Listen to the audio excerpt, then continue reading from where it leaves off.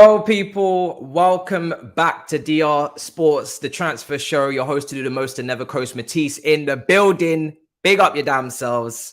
And yes, welcome back. I'm looking forward to this one. We got a lot to discuss. Now, let's get into it. I mean, obviously, the headline on the top of the show there is obviously Fofana in the title. Listen, when it comes to Wesley Fofana at this point, the money is only going up. Yeah, the fee is only just rising and rising at this point. But the player is not participating in training with the first team. He's in the under-23s at the moment. He's also been missing matches. And also Leicester seem like they could do with a rejuvenation of their team and squad in terms of players coming in. We know they haven't done too much business. And on top of that, apparently from the latest report that I've just seen is they also need to sort out their wage structure a little bit as well. So there's a lot of moving pieces here. And Rodgers, from what I heard on TalkSport, seems to be giving up.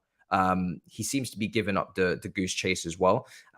So, at this point, you would hope that we're coming to some sort of, conclusion on this deal, because at the end of the day, we need this to end. It's been going on, rumbling around for a while. Leicester need the funds. They need the money to rejuvenate their team.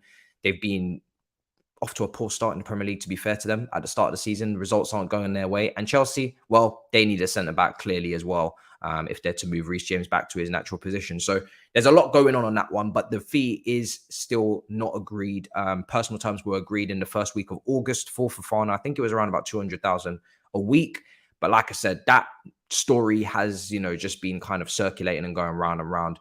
And whilst that has been at slow pace, of course, there's been links to Harry Maguire, which from my understanding is not going to happen. I think it's just kind of just maybe putting pressure on Leicester potentially to try and get this deal done. Obviously, Fofana can keep pushing and putting pressure as well. Tapsoba as well at Bayer Leverkusen has now also been linked to an alternative, according to Sky Germany.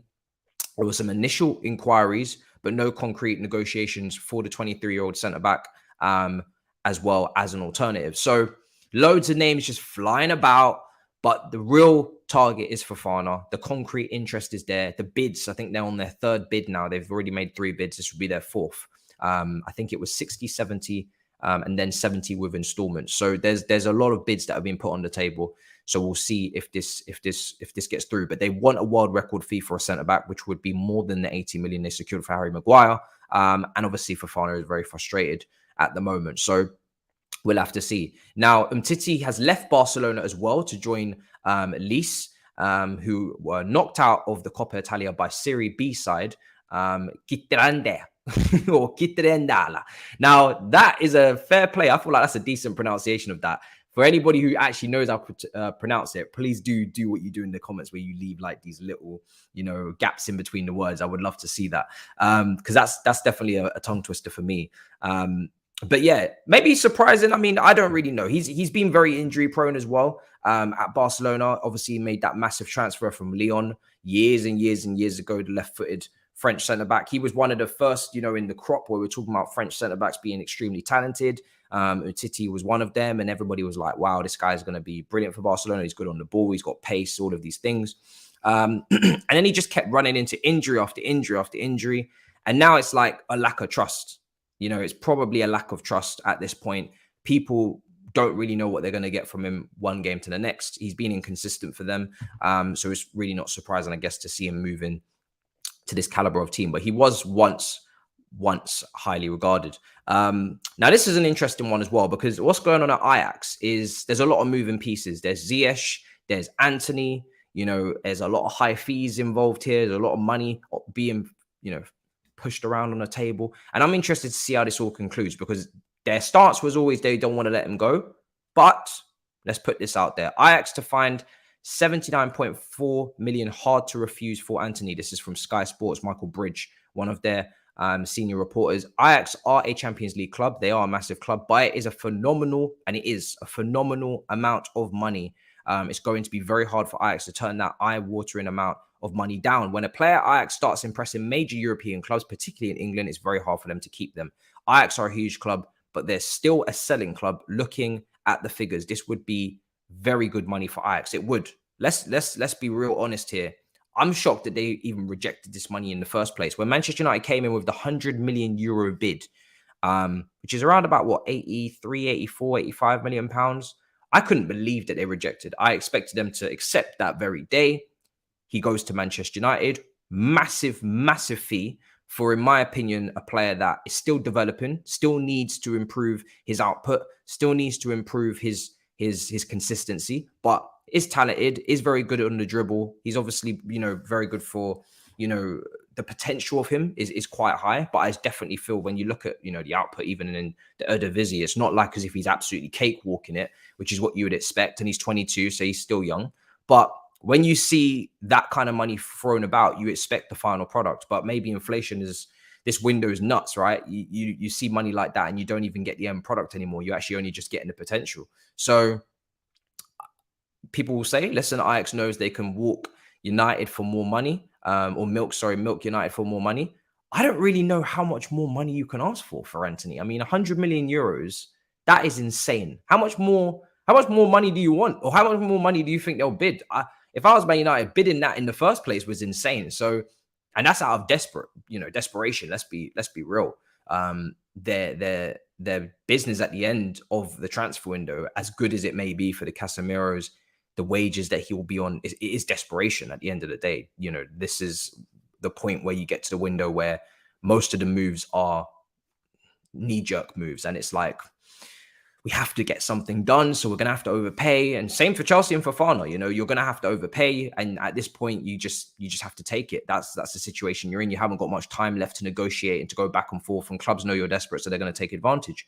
And that's the story with Antony. But 100 million euros, I really don't know what else they're looking for. It's a lot of money. So, but they do need a right winger. For me, Sancho.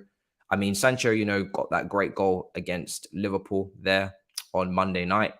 He, for me, especially with the lack of pace that he has as well, or acceleration, or he's just not the quickest guy along the ground in comparison to other wingers.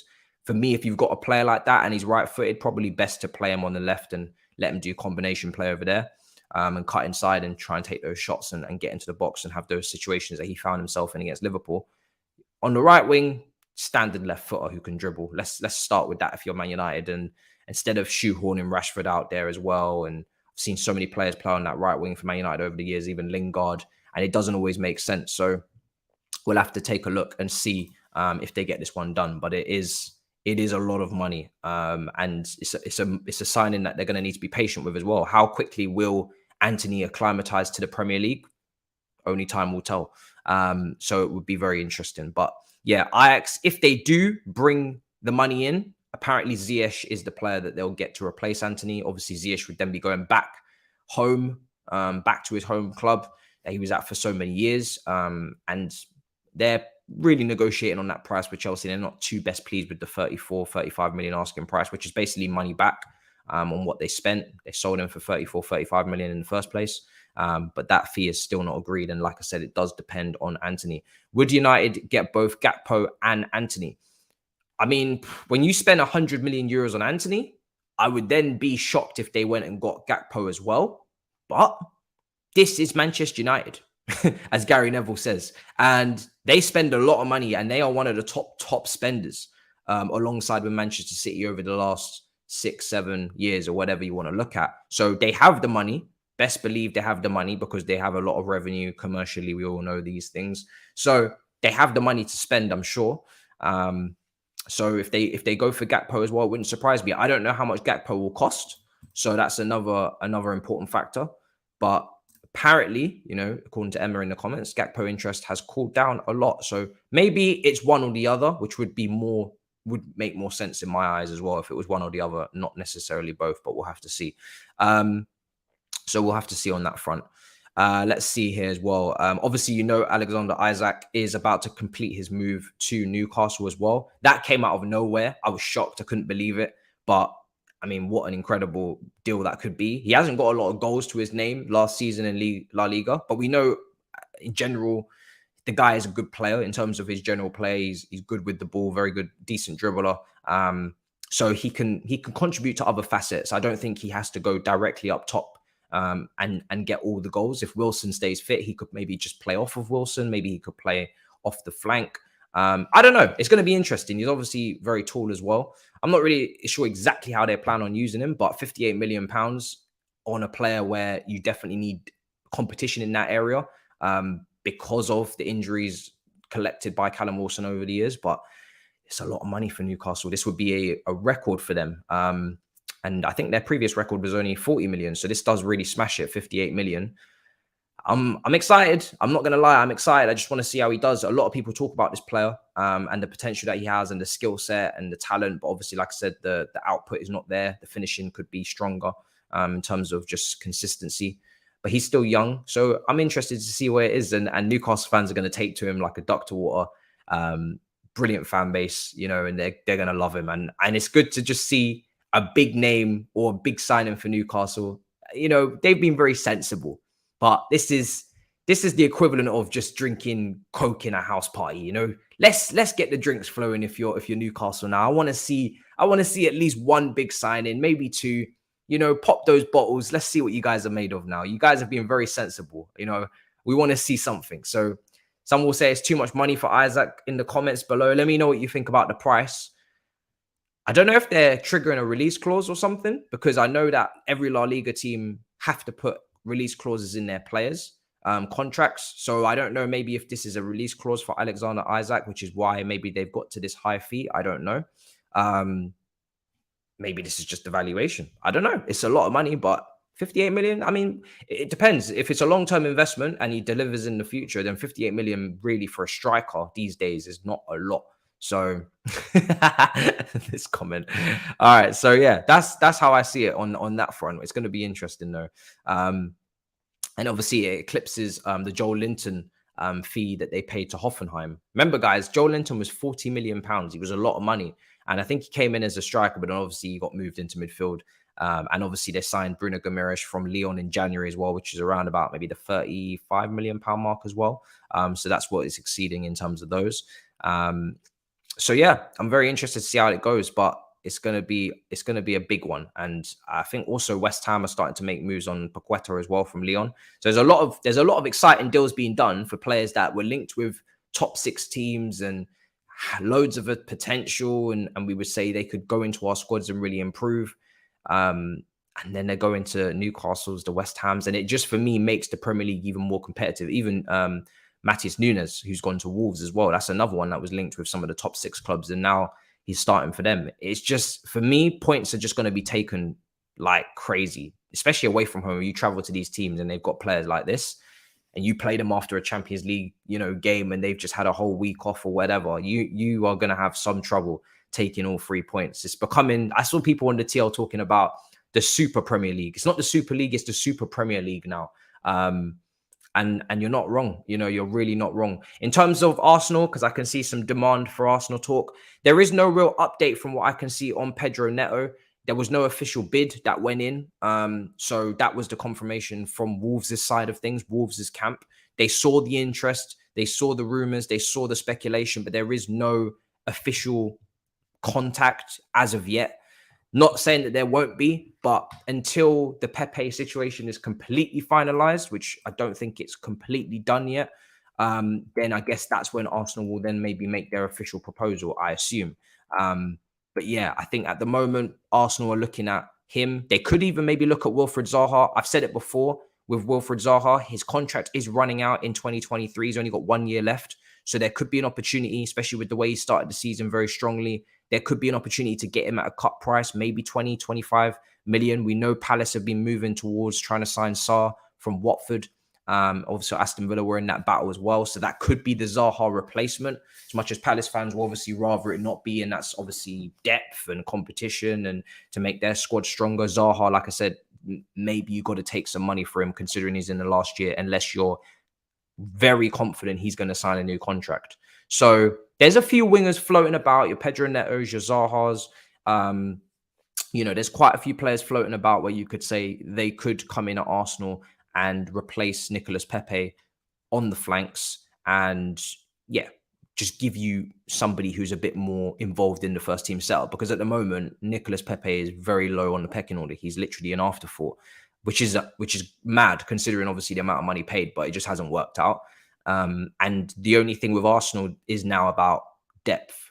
If an injury's picked up, if somebody needs resting after Europa League or for Europa League, who's coming in and are they of the adequate quality needed? Because first 11 wise, Saka, Odegaard, we have to see how Vieira, how quickly he acclimatizes. But Martinelli, Jesus, we can keep going. The first 11 or the first options, Smith Rowe, they're all strong. They're all certy. You know what they're giving you, or at least one of them is going to deliver in this league. Now we've seen good things from all of them. It's after that, that crop.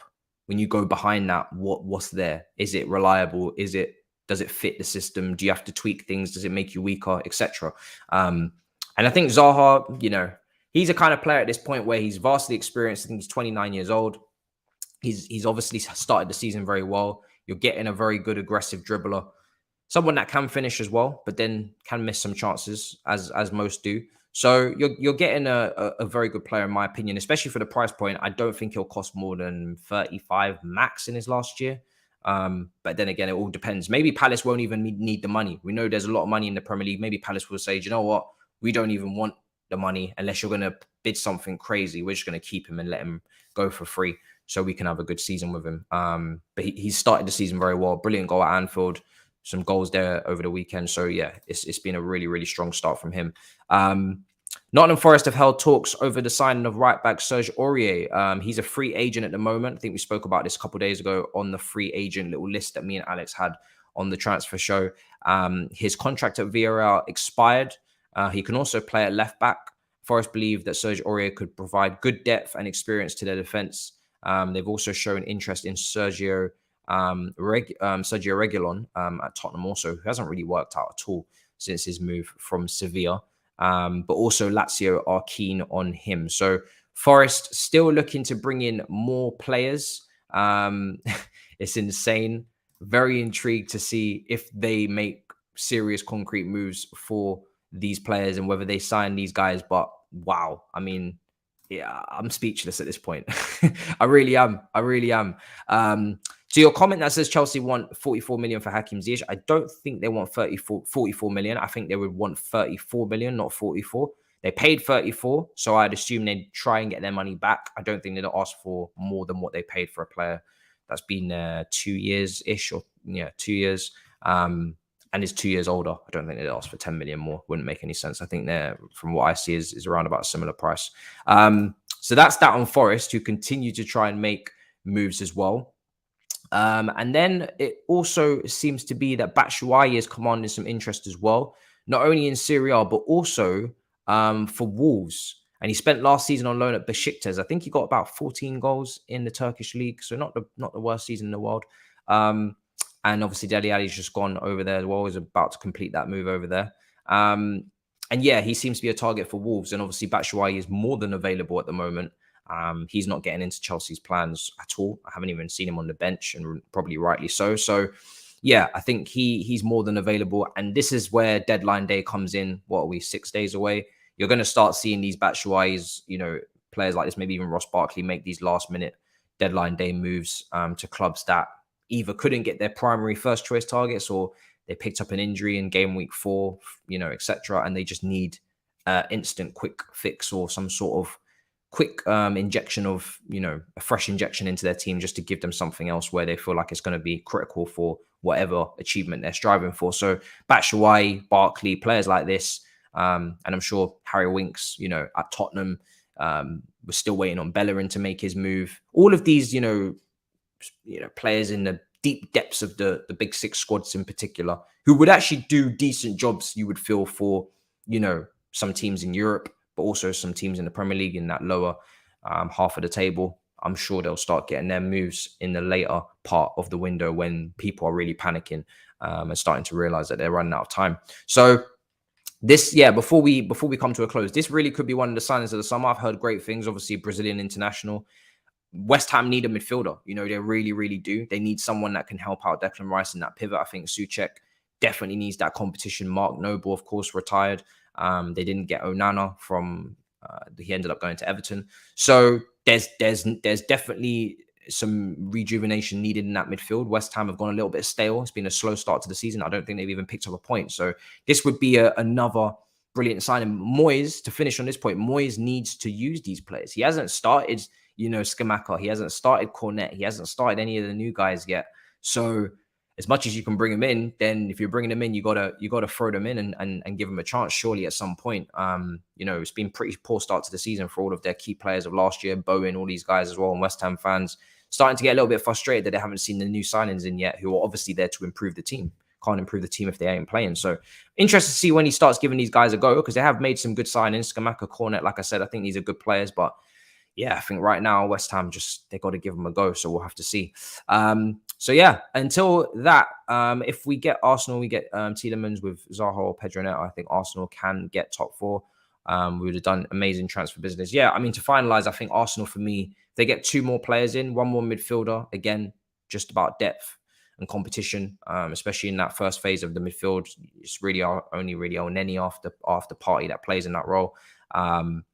So you could say you maybe need 1 more player there. And then obviously in the front three, if you get those 2 players, then squad-wise, you're sorted. And then it's all about just consistency, tactics, adapting, handling situations, and then you go from there. So we'll see. But it's been a good start to the season. But make sure you guys smash up the likes, smash up the icons. Let us know what you think in the comments down below of all the news. And we will see you next time. Big up your damn selves. In a bit, people. Peace.